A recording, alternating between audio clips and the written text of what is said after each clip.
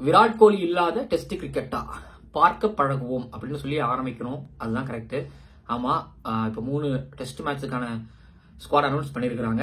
அதுல விராட் கோலி அவர்கள் வந்து இல்ல, பர்சனல் ரீசன் காரணமா அப்படின்னு சொல்லியிருக்காங்க. பிசிசிஐ நாங்க வந்து ரெஸ்பெக்ட் பண்றோம் அப்படின்னு சொல்லியும் அவங்கள அறிக்கையில திட்டவட்டமா தெரிவிச்சிருக்கிறாங்க. So Virat Kohli speedo recovery ஆகி வரணும். எல்லா பிரச்சனையும் தாண்டி அடுத்து T20 வேர்ல்டு கப் இருக்குது. ஐபிஎல்லுக்கு கூட ஒரு பிரேக் விடலாம். பட் T20 வேர்ல்டு கப்புக்கு வரணும். பட் மிஸ் பண்றோம். ஒரு பக்கம் விராட் கோலி இல்ல, முதல் 2 டெஸ்ட் மேட்சோட ரிசல்ட் நீங்க பார்த்திருப்பீங்க. இப்போ விராட் கோலி இல்லாத இழப்பு அப்படிங்கிறது உங்களுக்கு தெரியும். இது வந்து ஒரு வாய்ப்பு அப்படின்னு நான் பாக்குறேன் இருக்கக்கூடிய யங் பிளேயர்ஸ்களுக்கு. பேசுவோம் என்ன பண்ணணும்னு சொல்லிட்டு.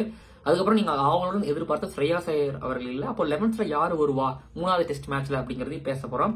அதுக்கப்புறம் முகேஷ் குமார் ஸ்டே பண்ணிருக்காரு, கேஎஸ் பரத் ஸ்டே பண்ணிருக்காரு. கேஎஸ் பரத்தும் முகேஷ் குமாரும் விக்கெட் கீப்பிங் ஒருத்தர் ஒன்றும் பண்ண மாட்டாரு, பவுலிங் ஒருத்தர் ஒண்ணுமே பண்ண மாட்டாரு, ஆனா ஸ்குவாட்ல மட்டும் இருக்கிறாங்க அப்படிங்கிற மாதிரி பேசும்பொழுது இப்போ 3வது மேட்சோட 11th அவங்க இருப்பாங்களா? சிராஜ் உள்ள வந்திருக்கிறாரு, துருவ் ஜுரேல் உள்ள இருக்கிறாரு. கிரிக்கானந்தா உங்களோட வீலாக்ல பார்த்தேன், துருவ் ஜுரேலுக்கு செம்ம பிராக்டிஸ் கொடுத்தாங்க. அப்போ துருவ் ஜுரேலுக்கு வாய்ப்பு இருக்கா? KS Bharat 3rd test match ஆடுவாரா? நீங்க என்ன சொல்ல போறீங்க? இப்போ ஜடேஜாவும் உள்ள வர மாதிரி தெரியுது. கேஎல் ராகுல் உள்ள வந்திருக்கிறாருங்கிறதுனால இப்ப ஜடேஜா வந்துட்டாரு அப்படின்னா குல்தீப் யாதவா, அக்சர் பட்டேலா, நீங்க பேட்டிங் ஸ்டார்ட் பண்ணீங்களா, பவுலிங் ஸ்டார்ட் பண்ணீங்களா? இவ்வளவு கேள்வி கேட்கறான்ல, அவ்வளவு கேள்வி மண்டையில ஓடிட்டு இருக்கு. பேசுவோமே நிறையாக்கு. இவ்வளவு கேள்விகளுக்கு கமெண்ட் பண்ணுங்கன்னு சொல்லி முடிச்சிடறேன். அதுக்கப்புறம் சூப்பர் தேங்க்ஸ் பண்ணுமா, உங்களால முடிஞ்ச உதவிகளை செய்யுங்க. அண்ட் வீலாக் பாருங்க, மறக்காம சப்ஸ்கிரைப் பண்ணுங்க. ஜெனில் லேடிஸ் அண்ட் ஜென்டில்மேன், இந்த ICC world test championship 2025 England tour of India 2024 for தொழில டீம் இந்தியாவோட 3rd, 4th and 5th test மேட்சோட ஸ்குவாட் அனாலிசிஸ்க்கு உங்களை வரவேற்கின்றேன். ரொம்ப பெரிய சேஞ்ச், ரொம்ப பெரிய அப்டேட்லாம் கொடுக்கறது இல்ல உங்களுக்கு. இப்ப நேற்றுக்கு ஒரு நியூஸ் வந்திருக்கும், விராட் கோலி ஆடுவார், விராட் கோலி ஆட மாட்டார், காலையில 1, மதியம் 1, நைட்டு 1 அப்படிங்கிறது ஒன்று இருக்கும். டிவிலியர்ஸ் மன்னிப்பு கேட்டதே ஒரு அப்டேட்டாவும் இப்ப கொடுக்க ஆரம்பிச்சிட்டாங்க அப்படிங்கிறது ஒன்று இருக்கு. ஸ்ரேயாஸ் ஐயர் பத்தின அப்டேட் அது உண்மையாக இருக்கு. கோலி பத்தின அப்டேட் ஒன்னு பொய்யாவும் ஒன்னு உண்மையாவும் இருக்கு. அவர் ஆடல அப்படிங்கிறது. சோ கிட்டத்தட்ட அப்டேட் வருது அப்படிங்கிறது ஹைப் வந்து 2 3 நாளா அவங்க கிரியேட் பண்ணணும்னு நினைச்சாங்க. பாஸ் இதுதானே பாஸ் அப்படிங்கிற மாதிரி தான் வந்து இப்போ என்ன பொறுத்த வரைக்கும் இந்த ஸ்குவாட வந்து பார்க்கும்போது இருந்துச்சு. ஹே விராட் கோலி இல்ல, எப்படி நீங்க வந்து பாருங்க, இதெல்லாமே தெரிஞ்சதுதான் அப்படிங்கிற மாதிரி நான் ரியாக்ட் பண்றேன். பிளஸ் நிறைய கிரிக்கெட்டர்ஸ் எல்லாம் பார்த்தாச்சு. ஸோ அவங்க ரிட்டையர்மெண்ட்டும் பார்த்தாச்சு, அவங்க இல்லாத கிரிக்கெட்டும் பார்த்தாச்சு. ஸோ அதனால வந்து பாத்தீங்க அப்படின்னா எல்லாத்துக்கும் பழகியாச்சு அப்படின்னு நான் நினைக்கிறேன். பட் இப்போ இந்த ஸ்குவாடை பொறுத்த வரைக்கும் பெரிய அப்டேட் கிடையாது. ஆகாஷ்தீப் மட்டும் உள்ள வந்திருக்காரு. ஆனா பெரிய அப்டேட் இல்லைன்னு சொல்லிட்டு விராட் கோலி இல்லாதது பெரிய அப்டேட் தான் ஓகேங்களா. ஆகாஷ்தீப் வந்து உள்ள ஆட் பண்ணிருக்காங்க. ஸ்டே பண்ணிருக்கிறது யாரு அப்படின்னா கேஎஸ் பரத், துருவ் ஜுரேல், சர்ஃப்ராஸ் கான், அதுக்கப்புறம் வந்து முகேஷ் குமார் ஸ்டே பண்ணிருக்காங்க. அதுக்கப்புறம் வெளியில யார வச்சிருக்காங்கன்னா ஸ்ரேயாஸ் ஐயர், அதுக்கப்புறம் சௌரப் குமார வெளியில வச்சிருக்காங்க. உள்ள கொண்டு வந்தது யாருன்னா முகமது சிராஜ், முன்ன சொன்ன மாதிரி ஆகாஷ்தீப், கேஎல் ராகுல், ஜடேஜா. அவங்க ஃபிட்டா இருந்தாங்கன்னா 3rd, 4th, 5th டெஸ்ட் மேட்சுக்கு. ஸோ 3rd டெஸ்ட் மேட்ச்க்கே இவங்க வருவாங்களா, இல்ல இவங்க 2 பேருமே வருவாங்களா, இல்ல ஒருத்தவங்க வருவாங்களா, 3வது ஆளா வருவாங்களா அப்படிலாம் தெரியல. பட் ஆனா இப்ப என்ன சொல்லிருக்காங்கன்னா ஆட் பண்ணிருக்காங்க. இதுதான் வந்து பாத்தீங்கன்னா ஸ்குவாட் பொறுத்த வரைக்கும் பும்ரா வந்து இல்ல 3rd டெஸ்ட் மேட்ச் வந்து போவாரு வெளில அவர் அப்படிங்கிற மாதிரி சொல்லியிருந்தாங்க. பிளஸ் அவரோட ஹோம் கிரவுண்ட் குஜராத்ல. சோ அப்படிங்கும் பொழுதும் பிளஸ் ஜடேஜாவோட ஹோம் கிரவுண்ட் அப்படிங்கறதுனால சோ கண்டிப்பா இவங்க எல்லாம் இருந்தா நல்லா இருக்கும் அப்படிங்கிறது வந்து சோ ரசிகர்களோட தனிப்பட்ட ஒரு கருத்து. அப்புறம் இன்னொரு அப்டேட் ஒன்று கொடுத்தாங்க, 3வது டெஸ்ட் மேட்ச்ல அவர் இருப்பாராம் கோலி இல்லாதனால, 4வது டெஸ்ட் மேட்சோ இல்ல 5வது டெஸ்ட் மேட்சோ வந்து அவர் பிரேக் எடுப்பாரா அப்படிங்கிற மாதிரி சொல்லியிருந்தாங்க. இப்போ இல்ல 3வது டெஸ்ட் மேட்ச் முடிஞ்சு 4வது டெஸ்ட் மேட்ச்ல அவர் பிரேக் எடுப்பாரு. அங்கதான் பிரேக் எடுத்தா எடுக்கணும், ஏன்னா அடுத்து ஒரு 7 நாள் பிரேக் வருதுங்கிறதுனால. சோ இப்ப பிரேக் எடுத்தாதான் உண்டு. இல்ல 5வது டெஸ்ட் மேட்ச் முடிஞ்சு பிரேக் எடுத்தாலும் அது ஒரு பெரிய ஒரு கேப் வருது. பட் பாப்போம், கப்பு வாங்கும் பொழுது ஒரு வைஸ் கேப்டனா பும்ரா இல்லாம இருந்தா நல்லா இருக்காது. இதுதான் ஸ்குவாட் பிரச்சனை. அப்டேட் பொறுத்த வரைக்கும் எனக்கு அனாலிசிஸ் இருக்குது. சோ ஸ்குவாடோட அனாலிசிஸ் என்ன அப்படின்னா நம்ம வந்து முக்கியமான டாபிக் பின்னாடி போயிடலாம், கோலி இல்லாதது பற்றி. பட் இப்போ ஸ்குவாடை பொறுத்த வரைக்கும் என்னன்னா கேஎஸ் பரத்தை நீங்க 3rd டெஸ்ட் மேட்ச்ல விக்கெட் கீப்பரா சேர்ப்பீங்களா அப்படின்னு கிரவுண்ட்ல ஒரு பையன் என்கிட்ட டக்குன்னு சட்டையை பிடிச்சி கேள்வி கேட்கற அளவுக்கு கேள்வி கேட்டாப்ல.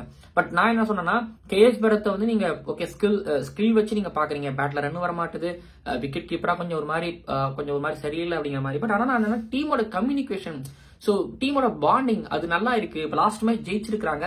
அதுல கேஎஸ் பரத்தோட கான்ட்ரிபியூஷனும் கொஞ்சமா ஒரு ரன் அடிச்சாலும் கான்ட்ரிபியூஷன் தான் என்ன பொறுத்த வரைக்கும் இருந்திருக்கிறாரு. அப்படிங்கறதுனால கேஎஸ் பரத்தை கொண்டு வருவாங்க, கேஎஸ் பரத்தை ஸ்டே பண்ணுவாரு, துருவ் ஜுரேல் பெஞ்ச் பண்ணுவாங்கன்னு நான் நினைக்கிறேன். கேஎஸ் பரத் தான் ஆட வைப்பாங்க, ஏன்னா மேட்ச் ஜெயிச்சிருக்காங்கிறதுனால. சோ கேஎஸ் பரத்துக்கு ஒரு வாய்ப்பு கொடுப்பாங்க ஒண்ணு. அதுக்கப்புறம் வந்து பாத்தீங்க அப்படின்னா ஒருவேளை KL ராகுல் வந்துட்டாலும் ஓகேங்களா, KS பரத் விக்கெட் கீப்பராக தொடருவார். ஏன்னா இப்பதான் இன்ஜூரியில இருந்து வந்திருக்காருங்கிறதுனால. சோ KL ராகுல் ஸ்ரேயாஸ் ஐயரோட பிளேஸ்ல ஆடுவாரு. ரஜத் படிடார் ஸ்டே பண்ணுவாரு. சர்ஃப்ராஸ் பெஞ்ச் பண்ணுவாங்க நான் நம்புறேன். ஏன்னா ரஜத் படிடார் போன மேட்ச்ல ரொம்ப டீசென்டா ஆனாரு. பிளஸ் இருந்தாலும் இன்னொரு வாய்ப்பு கொடுக்கணும், இந்த ஒரு 10 நாள் கொஞ்சம் இம்ப்ரூவ் பண்ணிருப்பாரு நான் பிலீவ் பண்றேன். சோ கண்டிப்பா ரஜத் படிடார் இருப்பாரு. KL ராகுல் வந்தா KL ராகுல், வரலன்னா சர்ஃப்ராஸ் KS பரத் விக்கெட் கீப்பரா எப்பவுமே இருப்பாரு நான் பிலீவ் பண்றேன். ஒண்ணு இது வந்து டாப்ல இருக்கிற அப்டேட் பொறுத்த வரைக்குமே. கீழே வந்து பாத்தீங்க அப்படின்னா இப்போ ஜடேஜா வந்துட்டாரு அப்படின்னா நீங்க குல்தீப் யாதவ் எடுப்பீங்களா இல்லன்னா அக்சர் பட்டேல 11க்குள்ள எடுப்பீங்களா அப்படின்னு கேட்டீங்கன்னா டஃப்பான கொஸ்டின் தான். குல்தீப் யாதவ் நான் எடுக்கிறேன் அப்படின்னா எனக்கு வந்து பேட்டிங் பண்றதுக்கு ஒரு 8 பேர் இருக்கிறாங்க.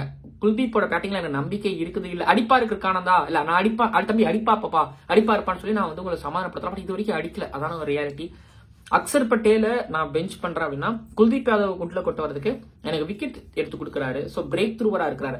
ஏன்னா ஜடேஜாவோ அஸ்வின் இருக்கும்பொழுது அக்சர் பட்டேல் இவங்களை மீறி வரமாட்டாரு, புரியுதுங்களா?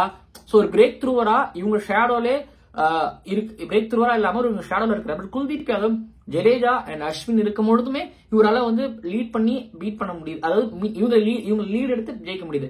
அதே தான் வந்து பாத்தீங்க அப்படின்னா அக்சர் பட்டேல் இருக்கும்போது குல்தீப் யாதவ் வந்து பீட் பண்ணி நல்லா பண்ண முடியுது. அஸ்வின் அக்சர் இருக்கும்போது குல்தீப் யாதவ் அதை பண்ண முடியுது. அப்படிங்கும்பொழுது சோ சரியா இருக்குது இல்ல லெஃப்ட் ஆர்ம் சைனாமேன். சோ மாதிரி வெரைட்டி காமிக்கிறார், லென்த்ல ஸ்பீடுல எல்லாத்துலயும் நல்லா வெரைட்டி காமிக்கிறாரு.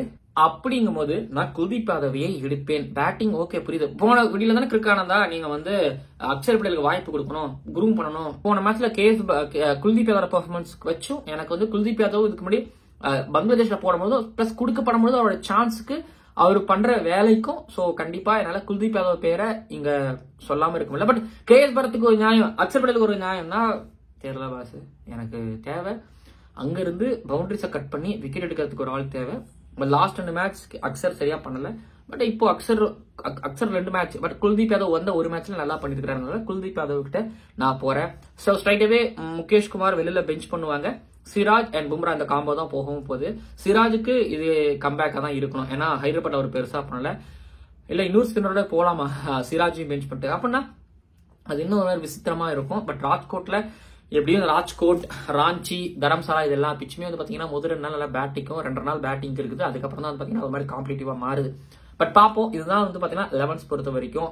கோலியை பத்தி பேசலையா அப்படின்னு கேக்குறது எனக்கு புரியுது. நான் முன்னாடியே சொன்ன மாதிரி தாங்க இப்பயும் சொல்றேன், உங்களுக்கு பிடிச்ச கிரிக்கெட்டர்ஸ் இல்லாத கிரிக்கெட்டை பார்த்து பழக ஆரம்பிங்கள் அப்படின்னு தான் நான் சொல்லுவேன். நாங்கெல்லாம் நிறைய பழகிட்டோம் அப்படின்னு 90s 80s கிட்ஸ் எல்லாம் சொல்றாங்க. அதே தான் உங்களுக்கு நான் சொல்றேன். நீங்க தோனியே இல்லாத கிரிக்கெட்டை பார்த்து பழகிட்டு திரும்பி அந்த 2 மாசம் தோனிக்காக சோ அந்த மாதிரி அப்படியா இல்ல அப்படி இல்ல, இது வேற.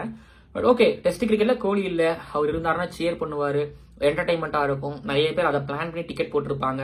அண்ட் தரம்சாலாவுக்கோ ராஞ்சிக்கோ அண்ட் ராஜ்கோட்டுக்கு டிக்கெட் புக் பண்ணவங்க எல்லாம் கேன்சல் பண்ணிருப்பாங்க, ஃபிளைட் டிக்கெட், மேட்ச் டிக்கெட் எல்லாமே. பட் இருந்தாலும் கிரௌட் வந்துகிட்டு இருக்கு. பட் கோலி இல்லாதது ஒரு குறையா நான் பாக்குறேன். அவர் நிறைய கொஞ்சம் அப்ரிஷியேட் பண்ணி சேர் பண்ணி அண்ட் ஃபேன்ஸ்களை வந்து கொஞ்சம் ஒரு மாதிரி உணர்ச்சி பூர்வமா வச்சதாலும் மறக்க முடியாத. சரி ஓகே, இது கிரிக்கெட்டுக்கு.